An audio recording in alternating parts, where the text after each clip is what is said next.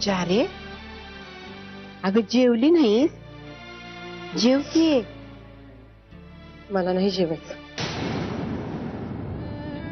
अगं येडी का काय तू? हे बघ, अन्न म्हणजे पूर्ण ब्रह्म असतंय, त्याच्यावर रागवून कसं चालेल? चल जेव, नाहीतर मी भरवू का? लहानपणी तुला भरवायची तशी भरू? हा? राग नाही, भांडण आहे, ते बी नशिबाशी.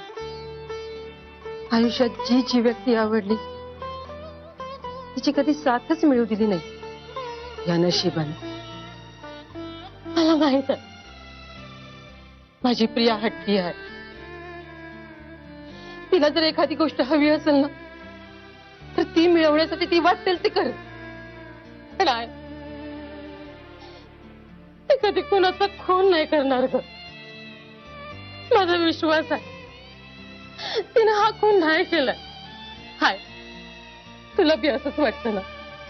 सांग ना, माझी प्रिया खून नाही करणार. तुझा विश्वास आहे ना? व मला बी असंच वाटतंय बघ. प्रिया खून नाही करायची. पण तू रडू नकस, शांत हो. रडू नकस बोल.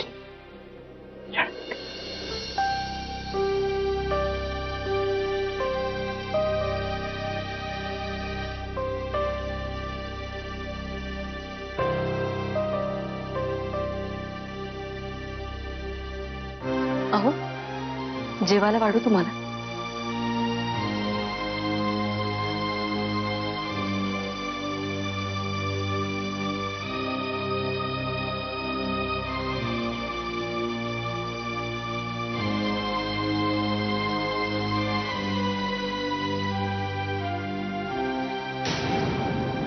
अहो, गार दूध आणू तुमच्यासाठी?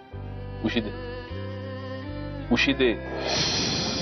हो, पण उशी कशासाठी? मला नाही वाटत मंजिरी, आपल्या दोघांमध्ये जे काही झाले त्यानंतर आपण एक बेड शेअर करू शकतो. पिल्लूला तुझी गरज आहे, तू इथे झोप, मी बाहेर झोपेन. दे उशी दे पटकन.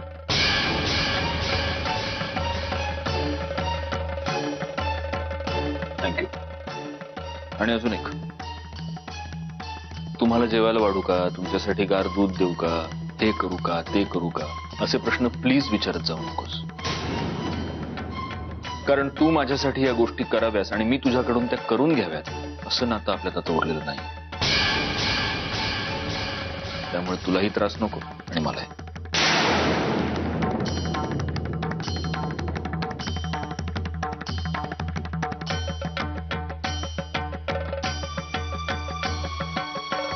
सॉरी.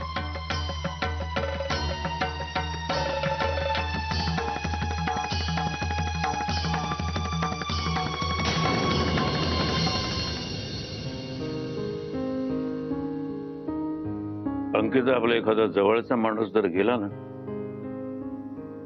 तर त्याची कमतरता अधिकच जाणवू लागते. व्यंगराय म्हणतो ते बरोबर आहे. मधुराच्या आठवणी त्यांच्या मनावरती इतक्या कोरल्या गेल्या आहेत, ते ठरवूनही पुसता येणार नाहीत कधी. आणि मधुरा होतीच तशी, निरागस, स्वच्छ. जे मनात असेल ते पटकन बोलून मोकळी होणार. अंजिरीसारखी भिडस्त नव्हती. त्या दोघींवरही आईचे संस्कार होते, किशोरीचे संस्कार, खरेपणाचे संस्कार. दादा, नाही, मी रडत नाहीये, खरंच रडत नाहीये मी. सध्याच्या काळामध्ये एवढी दुःख पाहिलीत ना की आता डोळे पाणावतच नाहीत माझे. पोडगं झाले, मन पोडगं झालं. काल मी जेव्हा मंजिरीच्या घरी गेलो होतो ना, तिथून आल्यापासून या मधुरेच्या प्रकरणातच शांतपणे विचार करतोय. तुम्ही मंजिरीच्या घरी जाऊन आला? म्हणजे इच्छा नव्हती पण मनात नसून सुद्धा मंजिरीसाठी तिकडे पावलं वळतात. किंवा शालिनीताने सुद्धा मला जाब विचारत होता काल की आमचं असं काय चुकलं, आमचं असं काय चुकलं म्हणून आमच्या कुटुंबाच्या जीवावरती उठलेत मुधोळकर. अहो असं काही नाहीये, तुमचा काहीतरी गैरसमज होतोय. समज की गैरसमज काळच ठरवेल, काळच ठरवेल. पण काल मंजिरी सुद्धा सासरच्यांची बाजू घेऊन भांडत होती माझ्याशी. वहिनीचे संस्कार आहेत ना, आपल्या माणसांची बाजू कशी काय पडू देईल ती. मी सुद्धा याचाच विचार करतोय. माझी मधुरा गेली हे तर दुर्दैव आहेच, ते काय आपण बदलू शकत नाही आता. पण तरी सुद्धा माझं एक मन सारखं सांगतंय की ज्या बाईला तिची संशयित म्हणून पकडलंय तिला फाशीवरती लटकवावं, तिला योग्य शिक्षा कशी होईल याची पुरेपूर काळजी घ्यावी. पण मला काही दुसरं मन म्हणतं की कदाचित ती निर्दोष असेल तर सत्यजित रावांचं तिच्यासाठी भांडणं, मंजिरीचं सुद्धा तिच्यासाठी हिरिरीनं बाजूने उभं राहणं, हे सगळं पाहिलं की मग असं वाटतं की आपलं बरोबर की चूक. म्हणजे मग मनाचा गोंधळ होतो खूप. सुहासचं पण हेच मत आहे. प्रियाचा ह्यात काहीच दोष नाही. कुणी काहीही म्हणो, कुणी त्याच्या लग्नाला विरोध करो, पण तो प्रियाशीच लग्न करणारच ठाम मत आहे त्याचं. कोणी काही म्हणू, मला पक्की खात्री आहे प्रियाच दोषी आहे. आणि तिला शिक्षा होणारच.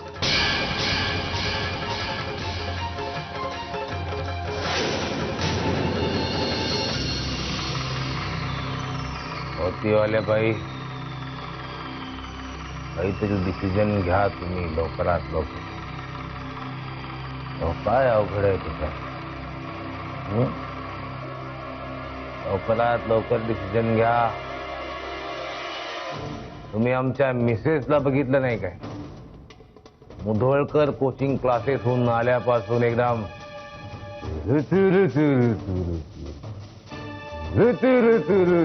बोलायला लागलाय. आणि तुम्ही तर मुधोळकर कोचिंग क्लासेसच्या ट्रस्टी बोर्डावर आहात. तुम्हाला का लागतो एवढा वेळ बोलायला? बोला. माझा निर्णय झालाय. काय? मला तुमची अट मान्य आहे. Good, very good decision. आता या क्षणापासून तुमचा इंडिपेंडन्स डे सुरू. तांबडे बाबांच्या कृपेनं यू आर फ्री बर्ड नाव. Free bird.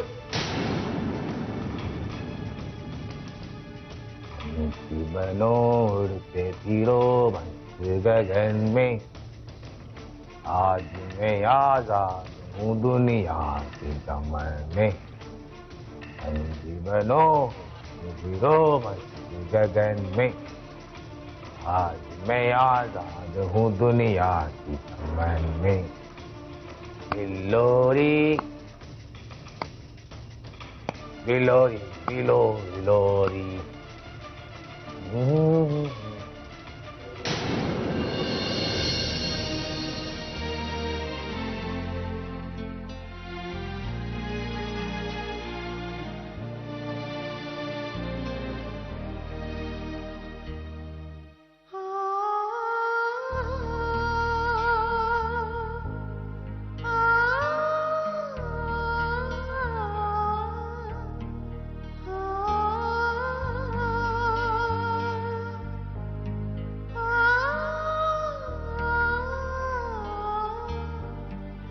असं का वागताय तुम्ही माझ्याशी? का समजून घेत नाहीत मला? तुम्ही जर तुमची संशय वृत्ती बाजूला ठेवली तर अजूनही सगळं सुंदर होऊ शकतं. तुम्हाला हवी तशी गोड सुंदर मुलगी झाली आपल्याला. एवढं भरभरून प्रेम करणारी, पावला पावलावर साथ करणारी घरातली माणसं. मला माहितीये तुम्ही दाखवत नसलात तरी जीवापाड प्रेम करतं माझ्यावर.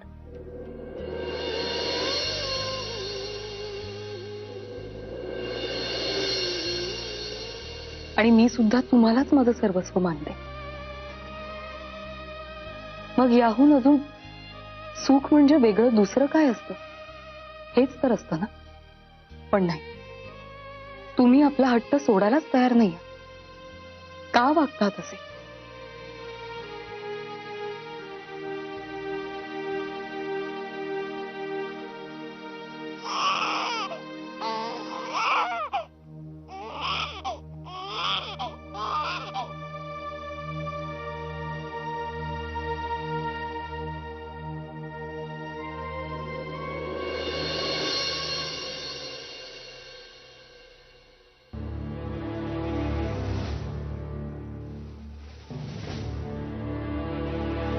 काय रे, खात का नाहीयेस?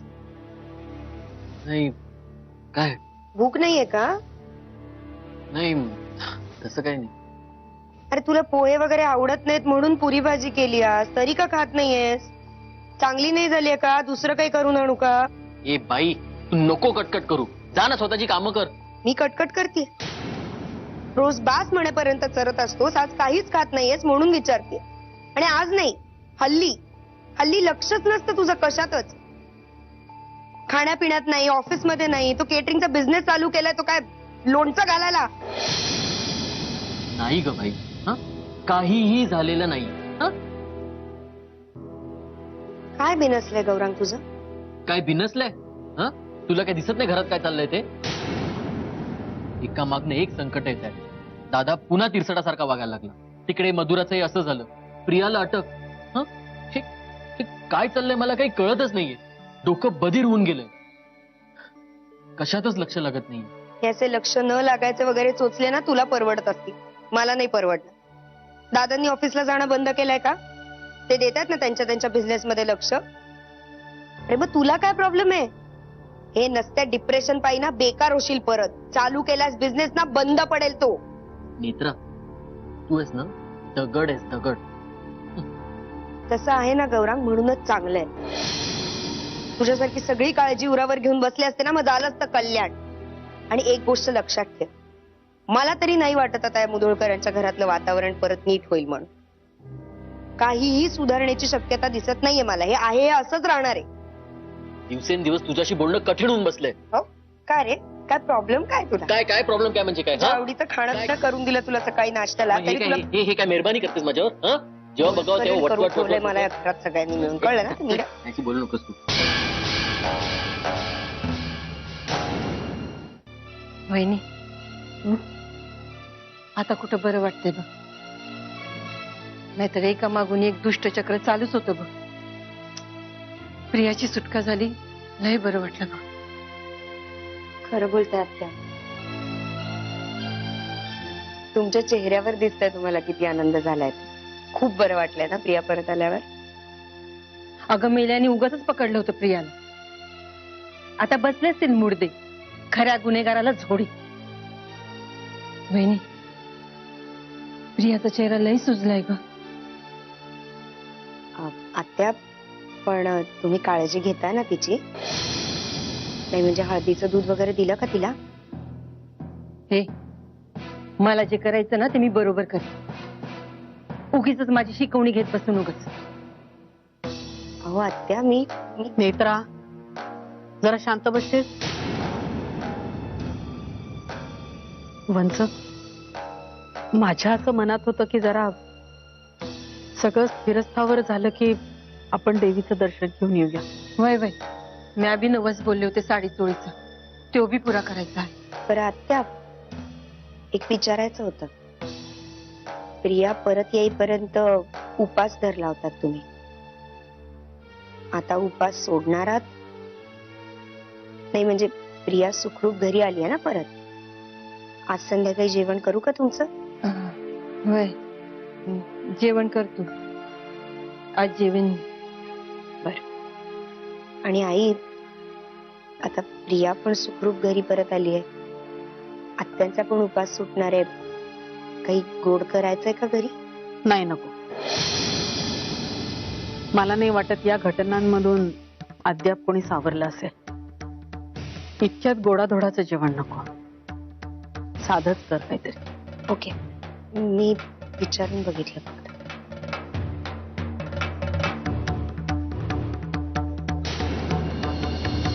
मालक मालक मालक मिठाई घ्या. मालक मिठाई घ्या. मालक मिठाई घ्या. मिठाई. हो, तांबडे बाबाच्या कृपेनं प्रियाबाई जेलमधनं सुटल्या. This is good news. This is very very good news. धन्यवाद तांबडे बाबा, तुमची भक्ती कामाला आली. त्यांना नैवेद्य दाखवा. तांबडे बाबांना नैवेद्य दाखवा. आता आम्ही फक्त वाट बघतोय त्या मोतीवाले बाई आमच्या भाऊ पाशात कधी येतात आणि आम्ही त्यांना आमच्या भाऊ पाशात कधी घेतो. किसी रोज तुमसे मुलाकात होगी. मी हो मग तर होळकर मोतीवाल्या बाईला फोन लावा. लावतो लगेच लावतो बाबा. थँक्यू. कुठे फोन?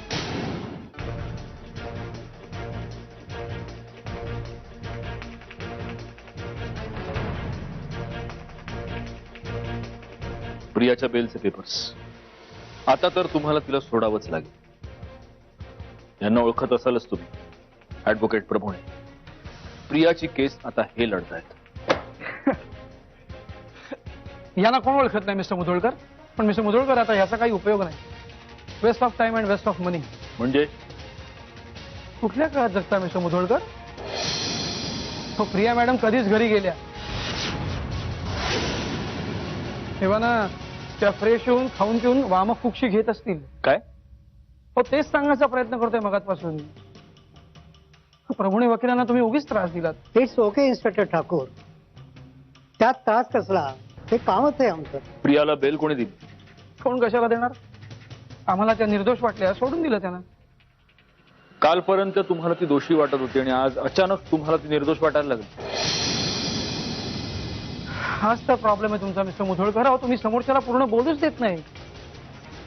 आधीच तुमची मतं त्याच्यावर लादून मोकळे होता. मिस्टर मुधोळकर, काल आम्ही एका घरफोडी करणाऱ्या टोळीला पकडलं. त्यांच्या म्होरक्यांनी असं सांगितलं की त्यांनी मिस्टर भोसलेंच्या घरी चोरी करण्याचा प्रयत्न केला आणि हे जेव्हा मयत मिसेस भोसलेंनी बघितलं तेव्हा त्यांना वाटलं की त्या आरडाओरडा करतील म्हणून त्यांच्यातल्या एका इस्मानं त्यांचा पाठीत चुरा भोसकून खून केला. आता एवढा कबुली जबाब मिळाल्यानंतर प्रिया मॅडमने इथे ठेवण्यात काही पॉइंटच नव्हता. सोडून दिलं त्यांना.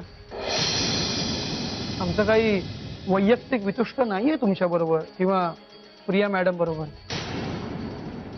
मग मिस्टर मुधोळकर, ठाकूर साहेब सांगतात तसं जर असेल तर हे उलट खरंच बरं झालं.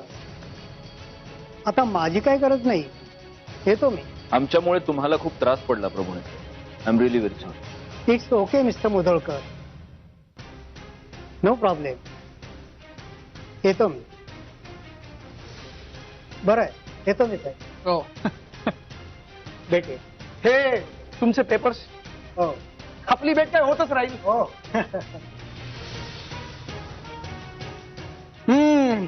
मग मिस्टर मुधोळकर काय घेणार? चहा, कॉफी की थंड? नाही, मी घेणार काहीच नाहीये, देणार आहे. एक सल्ला देणार आहे, फुकटचा. बघा, पटला तर घ्या, नाही तर सोडून द्या. तुमच्या घरी सांगून ठेवा, बायकोला, आईला किंवा जे कोणी असतील त्यांना. काय एखादी पूजा, शांत, उपास तापास, गंडा दोरा काही करायचं असेल तर करून घ्या. कारण लवकरच तुमची ग्रहदशा सुरू होणार. हे सगळं केल्याने त्यात काही फरक नाही पडणार, पण तुम्हाला आत्मिक बळ म्हणजे मॉरल सपोर्ट मिळेल. मिस्टर मुधोळकर, माझ्या विरुद्ध एक बोट जरी हल्लं तरी त्या रात्री हॉटेल मूनलाईट मधली सुरस कथा तुमच्या बायकोपर्यंत पोहोचवण्याची खबरदारी मी नक्की घेईन. I care a dam.